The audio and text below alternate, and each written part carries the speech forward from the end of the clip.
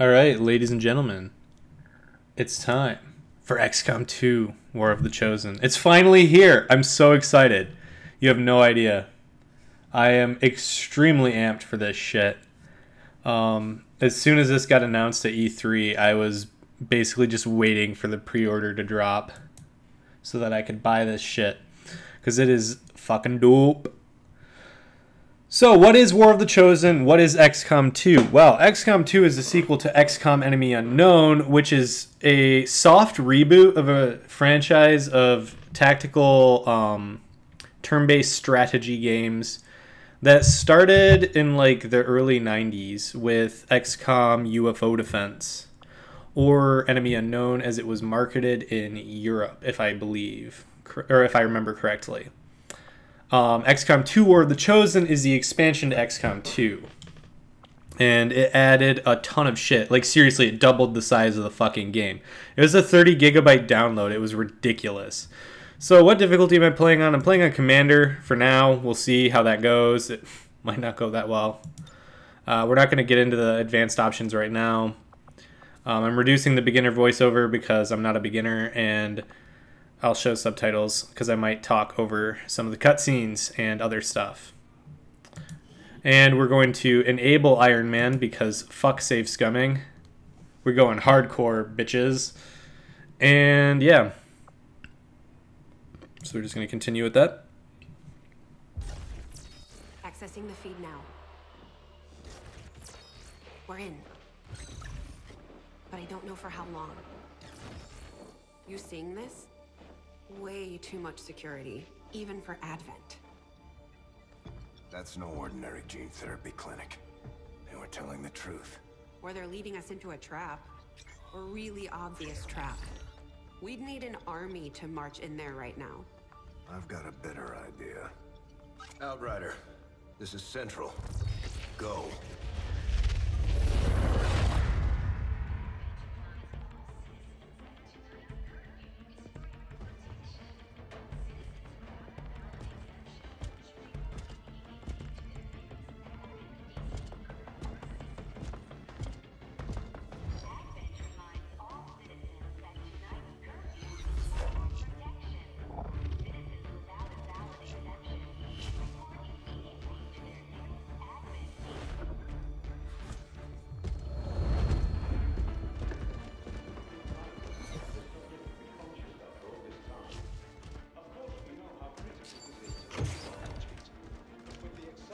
Timeline you placed upon us, mistakes are bound to happen.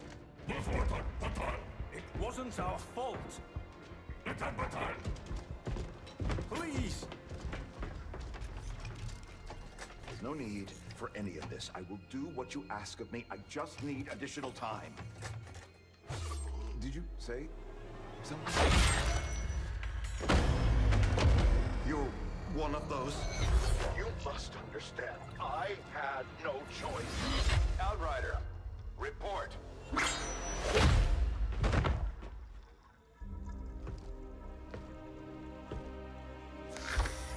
So, you do exist.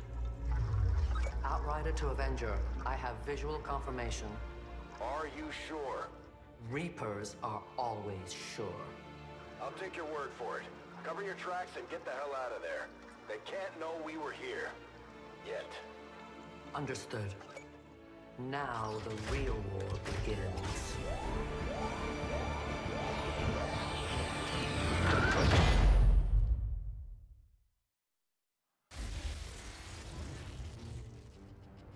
Excitement continues to build as city centers across the globe prepare for the 20th anniversary of Unification Day. Thousands line up at the site of the Great Accord, celebrating the formation of the Advent Coalition. Keeping with their promise to humanity, 12 new gene therapy clinics will be opening in select cities by the end of the new year. Despite the attempted attack by fringe elements, operations at the new facility in Paris thankfully remain unaffected. In response to the unprovoked intrusion on the eve of our most beloved celebration, the speaker reaches out to us. A small number of dissidents again repeat the mistakes of the old world. striking as we celebrate a benevolent savior who time and again offers only friendship and compassion. Yet these trivial actions could never break the bond between humanity and the Elders. Peacekeeping forces have already made several preemptive arrests of known collaborators. Advent again assures all citizens that today's celebrations will continue as planned. Perfect.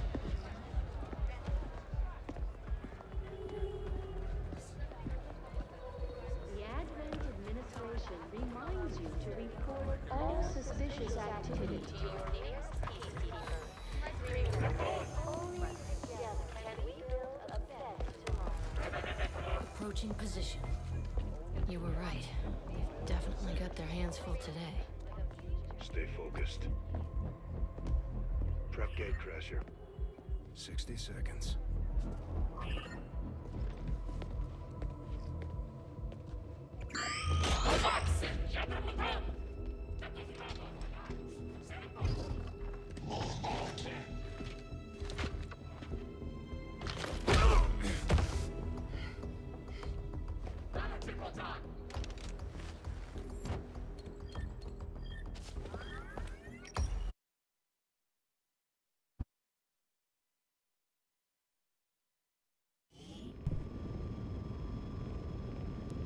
So I accidentally skipped that cutscene. My apologies. Basically, we were just gonna end up... they were a distraction so that we could attack this target. Yeah.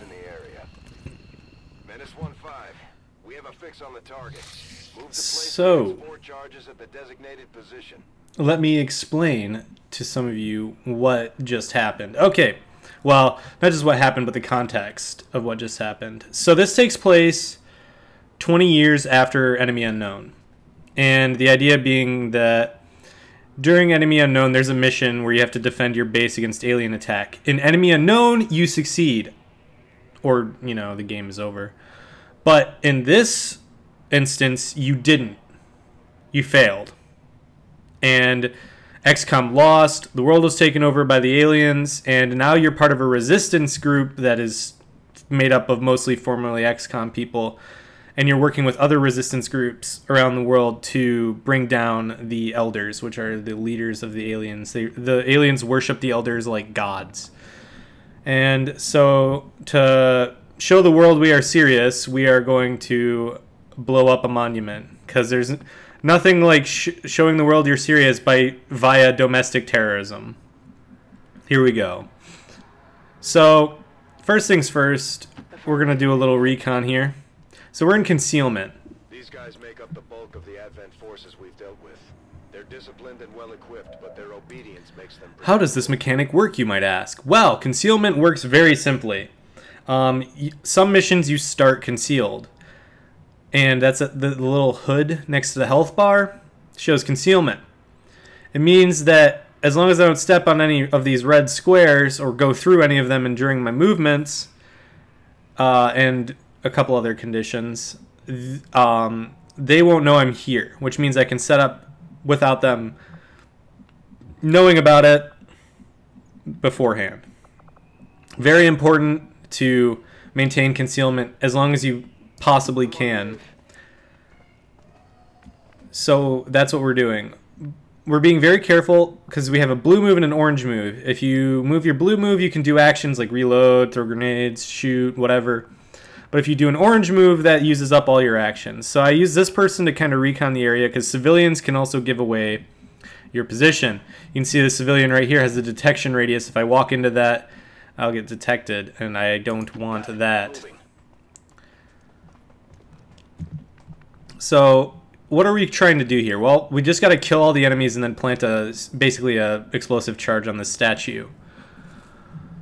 How we go about that is a good question. Basically, I think what we're going to do is, you can see I'm already moving towards this big building right here. Height advantage is very important in XCOM, and I think in this situation, getting the height advantage is going to be key to taking out this first pod at least. Aliens, the way the aliens usually work is they roam around in pods of 2 to 4 units, and if they spot you, then they spend a turn moving into position, and then they can start shooting at you. So the idea is to activate the pods one at a time, if possible, so as to not overwhelm yourself with enemies. Affirmative. And also, it's just important to kind of know where enemy pods are. Got it covered. And we have no timer on this mission, which means we can take our time. And after the aliens' turn, which is now done, let's meet the squad real quick before we get any further, because we may not have a couple of these people after this mission is done, for all I know, depending on how the game decides to treat me. So we have a couple from the character pool. We have Slayer, who's one of my gaming buddies, and this person, Black Widow, she's from one of my first XCOM 2 campaigns. She's a rando character. And then we got 2 randos. I like to have... Some people play with only their character pool's characters. I like to throw randos into the mix to like earn a chance to distinguish themselves and maybe make it into the character pool, because you can add them from your roster to your character pool, which I think is pretty cool. So we're going to take this high ground up top here.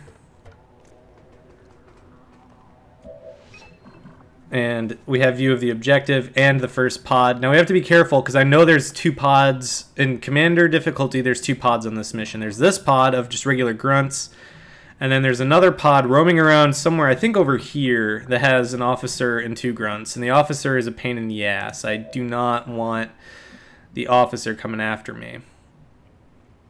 Roger that. So I think we're going to have 2 people down on this balcony, right? And then we're going to have a couple people on the top portion of the roof. And the reason for that is I think the 2 people on the balcony are going to have to be able to move down and flank depending on how good the initial ambush goes. Obviously I'd prefer for it to go swimmingly and not have to worry about any of this shit, but what I want and what the game has happen are very frequently 2 different things. And if you have any questions about why I'm doing certain things or any like mechanics, ask away in the chat. I will answer them. I'm trying to explain as best I can as we go on, because if I just spent the entire time explaining, it would be very boring for like the first few minutes. So, on my way. Trying to kind of mix it up a little bit.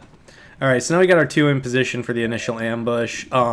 This first mission is particularly difficult, and in fact, I think the first few missions of this game are the most difficult, at least in my opinion, because you're usually using rookies, and rookies have shit stats and don't have any special abilities and are just generally very bad.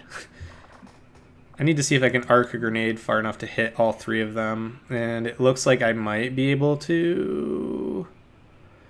Come on. Oh, I'm so close. I might even take... Let's rotate the camera, see if I can't. I'm so close. I can hit the 2 in the back or the 1 in the front, but it doesn't look like I can hit all 3. And I don't think that's going to change if I move down. So we're not going to do anything yet. I want everyone to be set and ready to go for when the shit hits the fan. So we're going to put everyone on Overwatch. Scanning. Just for now. Alright. So we're going to put these 2 on Overwatch. Moving to Overwatch. Not you, but these 2 for sure. Because I know the grenade is not going to kill those guys. Throwing grenade! But it is going to give our position away.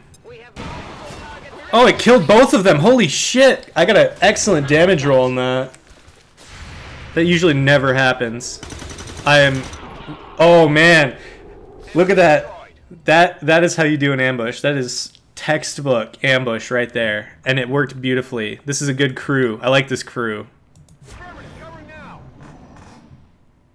That was probably the best possible outcome right there, and that makes me very happy. So you can see that we have a lot of these little cover positions that are half shields and full shields. The trick now is to keep my guys mostly behind the full shields, because the half shields do nothing. Much like the goggles, they do nothing. So we are moving. And we'll have you move here. Obviously, full cover offers more defense, and it looks like we're going to trigger that pod. That's fine, though. That's fine. Because I haven't moved everyone yet. So that means I have a chance to react to this. And I'm going to. It doesn't look like the interior of this building has a lot of full cover, unfortunately. Which is too bad, because I would definitely like to drop someone down into the building for full cover purposes. In fact, I think that's exactly what I'm going to have Slayer do for now, because these guys moved up pretty far. I think the guys on the roof might want to stay there, though. But I just want to get Slayer down into full cover, because he's a lot closer than everyone else is. And we're going to put him on Overwatch.